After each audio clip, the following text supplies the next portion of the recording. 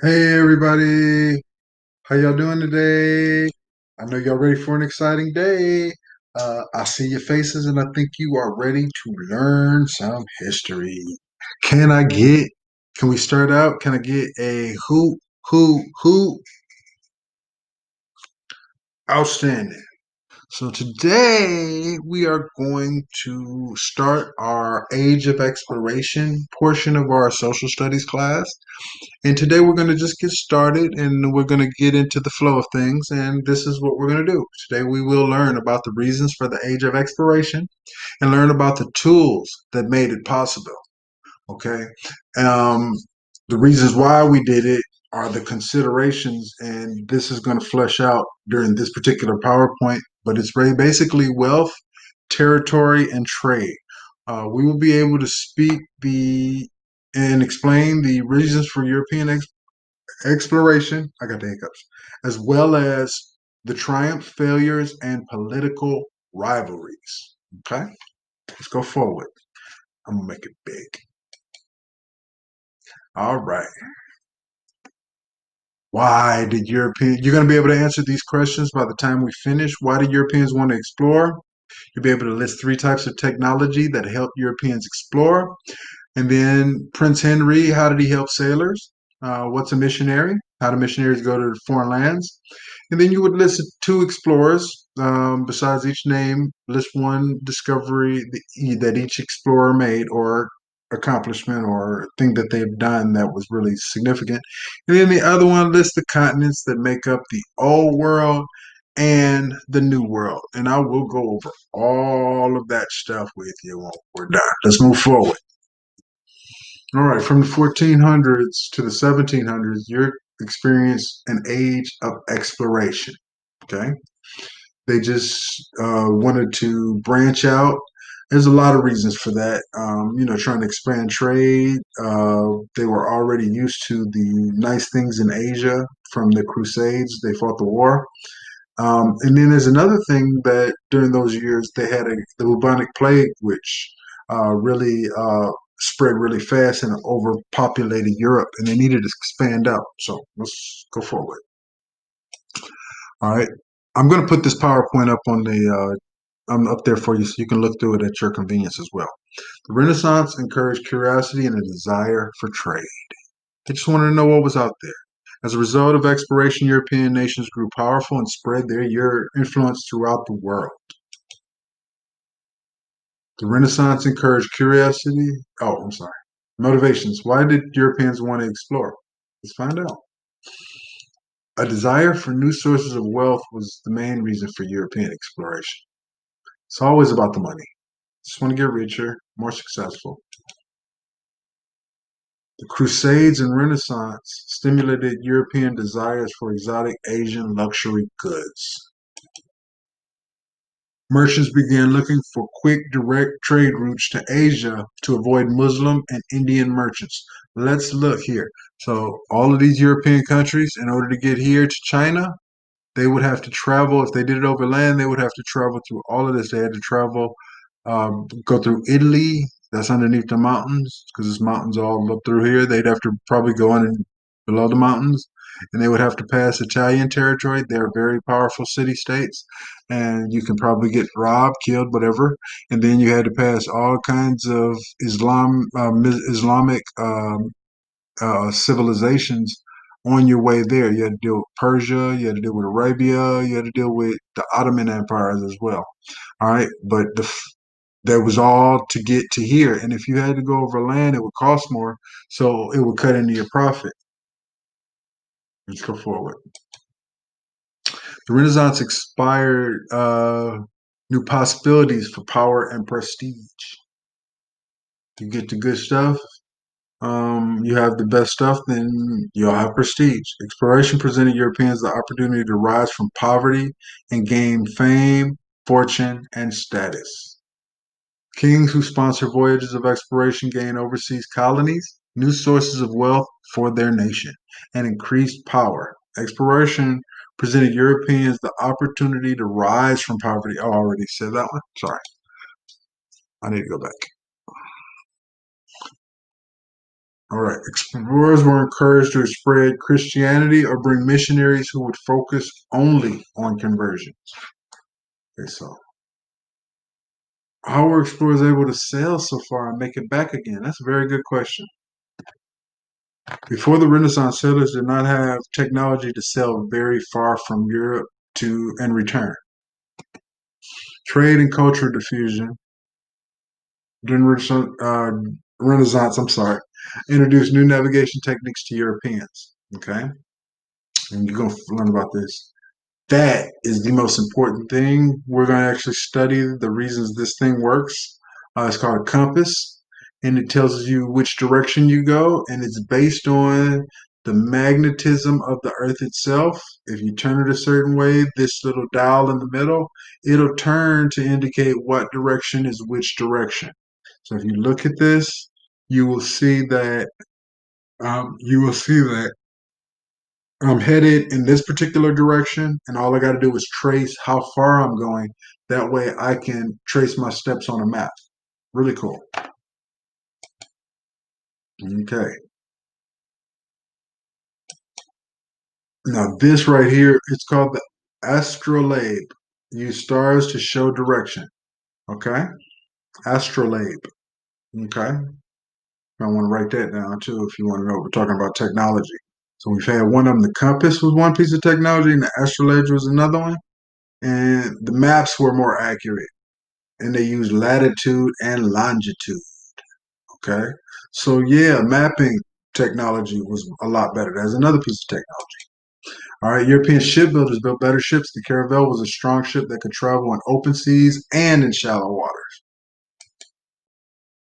Caravels had triangular lateen sails that allowed ships to sail against the wind. And all you gotta do is turn it a certain way. Removable rudder made the caravel more maneuverable. Cannons and rifles gave ships protection. Who were the explorers? Where'd they go? And how did they change world history?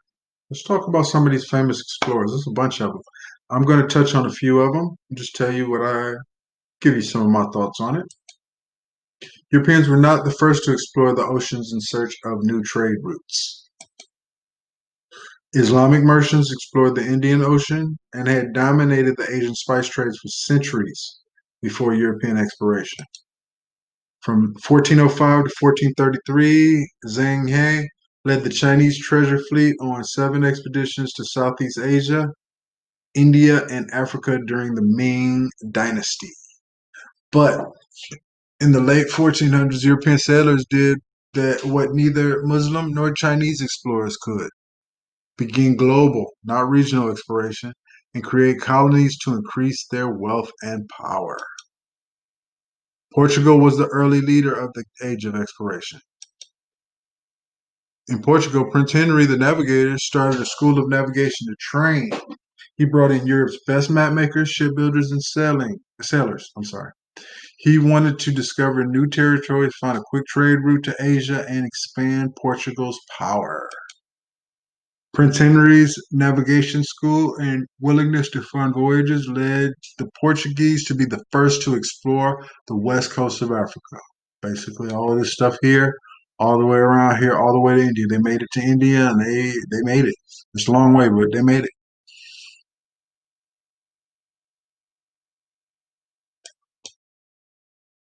During the age of exploration, Portugal created colonies along the African coast, which is all up in there. They had pockets of colonies.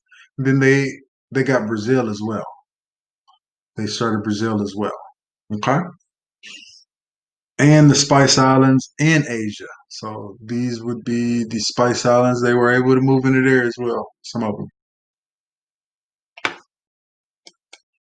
And the Spanish government saw Portugal's wealth and did not want to be left out. More than any other European monarch, Ferdinand and Isabella of Spain sponsored and supported overseas expeditions. Ferdinand and Isabella.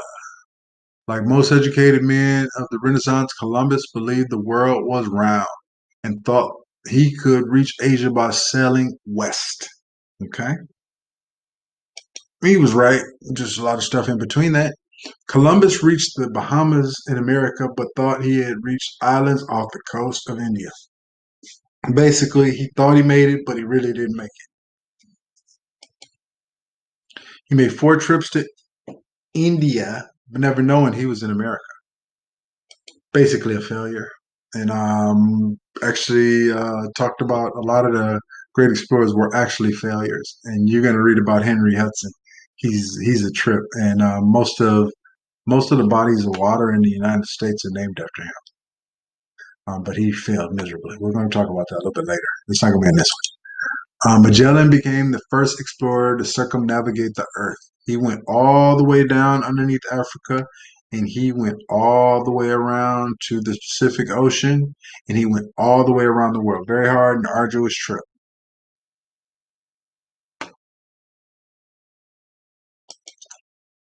During the Age of Exploration, Spain created colonies in North and South America. Uh-oh, where we live started with Spain. And I'll just be honest with you, the oldest city in America, the United States of America, is a Spanish city. It was named St. Augustine, and it was founded by Ponce de Leon.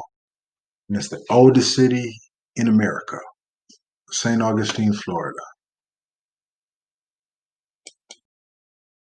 All right, Spain sent explorers called conquistadors to the New World to find gold, claim land, and spread Christianity. All right, the Aztec Empire was conquered, and the Inca Empire was conquered. Cortez conquered the Aztecs. That's in central southern Mexico. The Aztecas, very powerful warrior group of people, and they built some amazing cities. And Pizarro conquered the Inca. Inca did the same thing. They made some amazing cities, and that rivaled the most modern cities in the world at that time in certain aspects.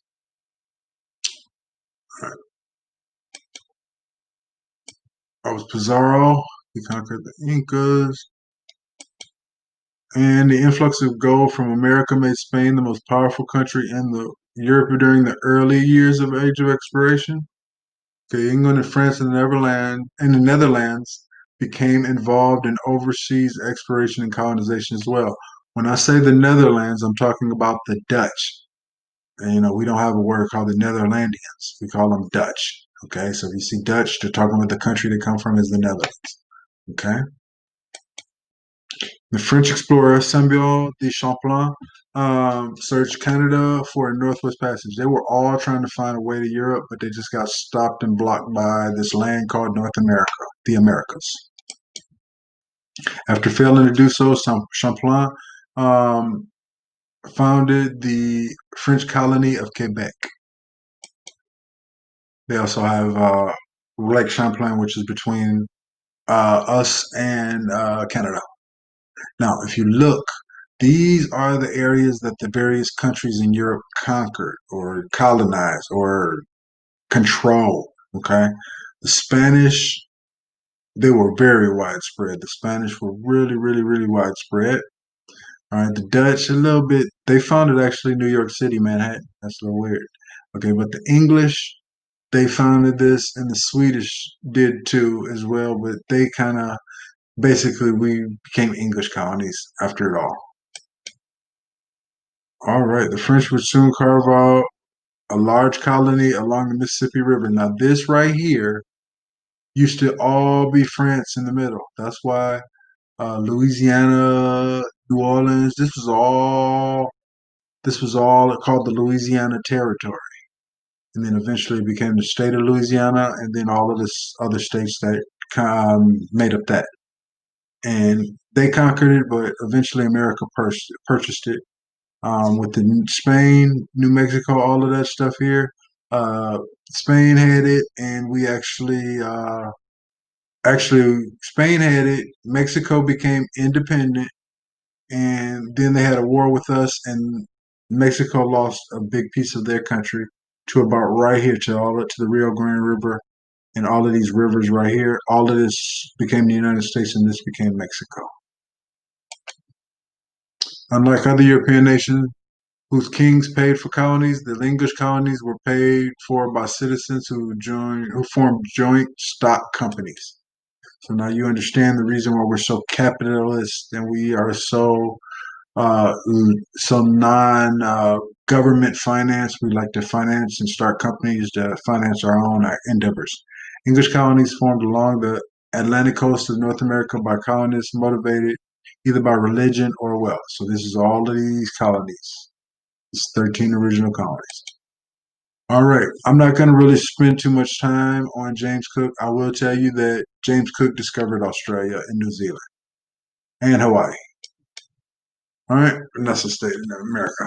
Okay. Like New England, the Netherlands, the Dutch allowed private companies to fund their exploration. The Dutch had colonies in America and Africa, but the Dutch East India Company dominated trade. And as a result of the age of exploration, European knowledge and influence of the world increased greatly. So there's a conclusion on that. I do want you to you're going to get actually two brain pop exercises that we have I'm actually setting it until Friday to complete both of them. And we'll see what we get. And don't forget to do all the activities first, then take the quiz. I'm not grading the quiz, so take the quiz a few times and register the highest score, and we'll talk about it. If you have any questions, write it in your notebook and bring it up to me later. Have a good one, guys.